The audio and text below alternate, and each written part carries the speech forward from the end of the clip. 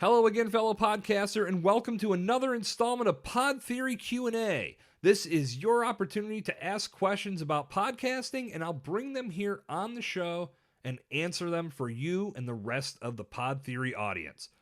All you need to do to submit a question is hit me up via text at 412-965-8428, send your question via Twitter to @JasonCercone, or shoot me an email, jason@jasoncercone.com.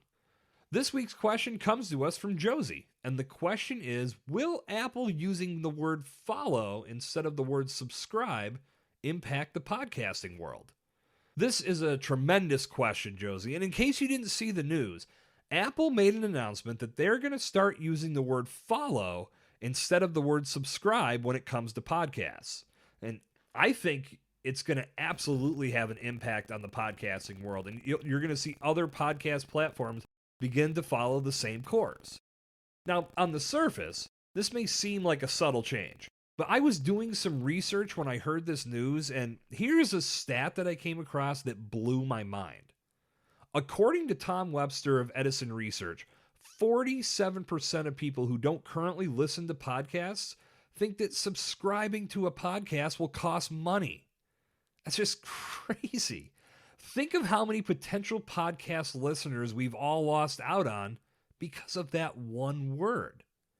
Now, if you think about it a little bit deeper, the word subscribe does have that potentially negative connotation to it. If I subscribe to a magazine, I'm paying for it.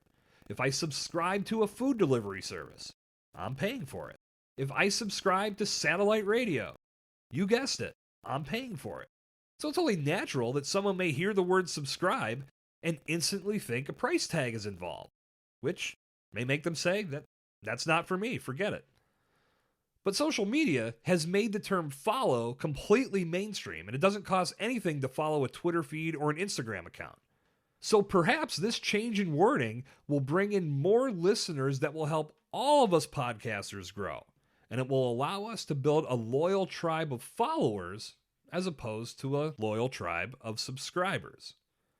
So to answer your question, Josie, I think this is a great move by Apple, and it will absolutely have an impact on the industry. How big that impact is will soon be discovered. Personally, it's going to take a minute to get used to saying follow Pod Theory instead of subscribe to Pod Theory, but I'm sure I'll get there, and I'm sure you will too.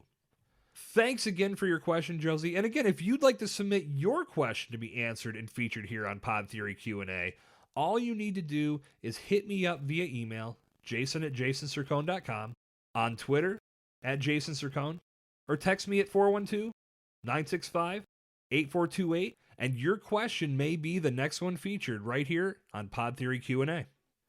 That's it for today. Good talk. I'll see you back here next time. This has been Jason Cercone on Pod Theory.